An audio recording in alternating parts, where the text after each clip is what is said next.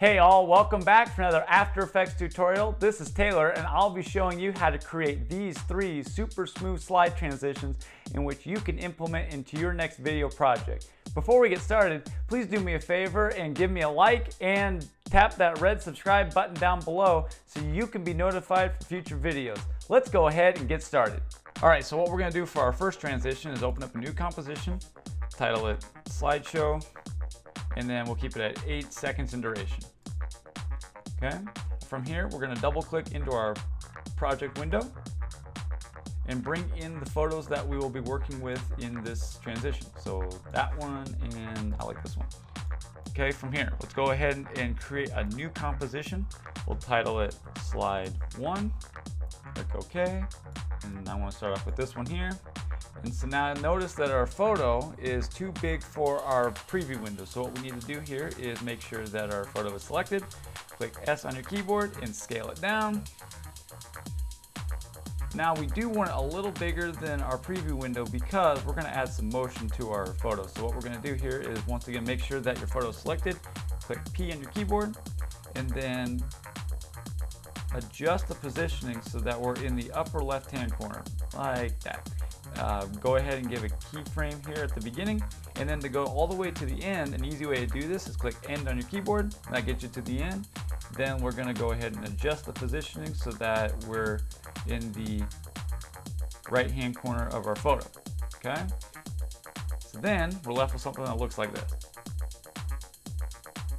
and that to me just adds a nice little element to our photo there. Alrighty, so now I'll go ahead and close out of the slide composition and back to our main composition, and then back up here into our project window, click on Slide 1 and drag that into our main composition. Alrighty, now let's go ahead and do the same thing for our second slide. So new composition, Slide 2. Alright, let's go ahead and click and drag our second photo, bring it into the timeline, scale her down like that, open up our position properties. And this time we'll start in the upper right hand corner of our photo. We're pretty close to it. Make a keyframe for position, click N to go to the end of our photo, and then adjust the positioning. And so the photo will finish somewhere about there. And once again, here's where we're at. Okay, go ahead, X out of Slide 2. And then click and drag Slide 2 to bring into our main composition. And now what we're going to do is create the rectangles that you saw from earlier. So once again, create a new composition. We'll title this Rectangles. Click OK. And then from here, open up your proportional grid. And then click Control R on your keyboard to open up the rulers. And then over here on the left-hand side, click and drag to bring out our guides. And then we're going to create one right in the center, and then create one 1/4 of the way in, and then create another one 3/4 of the way in. And then from here we're going to go ahead and open up our rectangle tool, create a rectangle, and then notice that as we get closer to the guide here, it snaps into place. Awesome. And then what we're going to do is come over here, select our shape layer, click Control D, and then click V on your keyboard to open up the selection tool. Click, hold down Shift and drag, and then bring into place here, and then rinse and repeat for the next 2. So now what we need to do is create our position keyframes. So what we're going to do is go 1.5 seconds in time, and a good way to do that is hold down Shift on your keyboard, and by clicking page down, that moves you 10 seconds at a time. And then to move just 1 second at a time, lift the Shift key so now all you press down is page down, and that'll move you 1 frame at a time. Select all of your layers, click P to make a position keyframe, and then we're going to go back to the beginning. A good way to do that is click Home key on your keyboard, and then adjust the rectangles so that they are all at the top of our composition like this.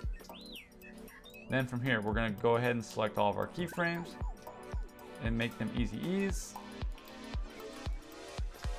And we're left with something that looks like this. So right now, they're all coming down at the same time. So what we can do is select all of our keyframes, come over here to the graph editor, and then we can individually adjust the speed at which each of these come on into our composition. So we'll do one there, just to provide some variance here. And we'll make this one like so. Now we're left with something that looks like this. And then one last thing we can do is we can offset all these layers so that they all come in at different times. And then nothing particular here, but just each one comes in at a different time here. So by adjusting by just a couple seconds.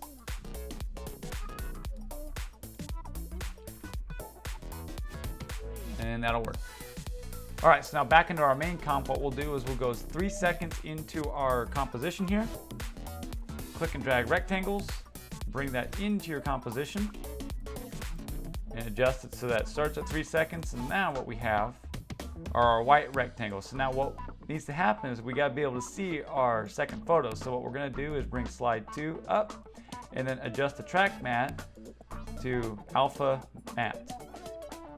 So now at the beginning, you see our first photo, and then transition into our second photo like that. And now let's take a brief moment for our question of the day. How do you use slides in your videos? Please let me know in the comments below. For our next transition, with both my slides already put in the timeline, what we need to do is click Ctrl-Alt-Y to create an adjustment layer. Come over here to Effects and Presets and type in Motion Tile. From here, click and drag Motion Tile so that we put it into our adjustment layer. So once we have Motion Tile into our adjustment layer, we have effect controls over here. So what we need to do is come 4 seconds into our comp and then click Shift Page Up to go 20 seconds before the beginning of the next clip. From here, we're going to create a keyframe for Tile Center, and now click Shift Page Down to go 20 seconds into the new frame.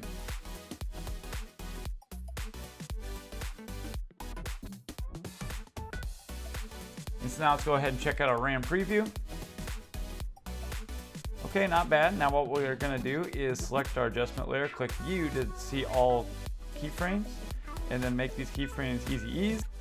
And then let's gonna come in here into the graph editor, adjust the speed so that we start off a little faster in the beginning and then it slows down towards the end.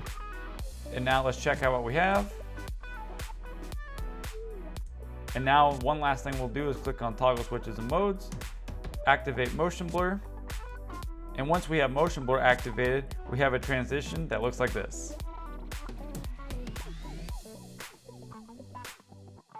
Alrighty, and now for this third and final rotational transition, what we're gonna do with the project already set up is select our first slide, hit R on your keyboard for rotation, and make a keyframe right at the end of our photo here.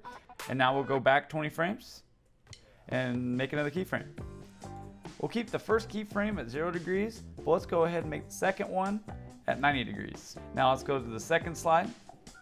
Once again, open up our rotational properties, make a keyframe right at the beginning here, and then we'll set this one to -90 degrees, and then we'll go 20 frames in time and set the second keyframe to 0 degrees. Select all of your keyframes, make them easy ease.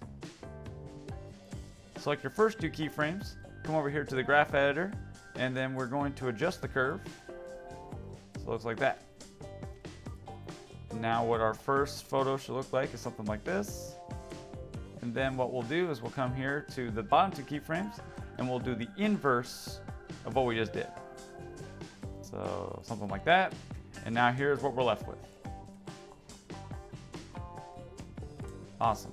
Now we're gonna go ahead and add our scale properties. So we'll go ahead and select our first slide, hit S on your keyboard for scale, and make a keyframe right at the end of our first clip. Go back 20 frames in time and make another keyframe. We're gonna keep the first keyframe at 100%, but let's come to the second keyframe and make that 50%. Now let's go ahead and select our second slide, open up scale properties, make a keyframe at the beginning, and then go 20 frames in time. And the second keyframe 20 seconds into the clip. Keep the second keyframe at 100%, but let's come back to the first keyframe and make that one 50%. Okay, go ahead and select all of your keyframes. Once again, we're going to make those easy ease. Select your first two keyframes, open up the graph editor, and this time we're going to adjust our graph so it looks something like this.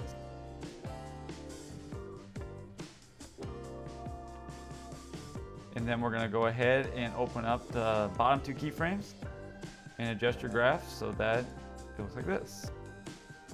And now here's what we're left with. Okay, and then one last thing here is that we've got some black around the edges here, so the way to fix that is come over here to Effects and Presets, type in Motion Tile, click and drag over top your clip, and then from here what we need to do is adjust the output width and the output height. So we'll go ahead and make the output width a value of say 200, and then output height the value of 500. Okay, and now to smooth out all the edges here, what we can do is select Mirror Edges. So now here is what our first slide looks like with Motion Tile activated. And all we need to do now is select our effect, click Control-C on your keyboard to copy, select your second slide, Control-V to paste. Okay, we're just going to check to see if there's any black edges on the second slide. Nope, all looks good. Okay, let's see where we're at now. Awesome. And then one last thing is that we're going to go ahead and activate motion blur for both slides. And then we have a transition that looks something like this. And once again, thank you for sticking around for this part of the video. If you haven't done so already, please drop me a like and tap the red subscribe button down below so that you can stay notified for future videos, and drop a comment letting me know what videos you'd like to see in the future. And as always, have a good one.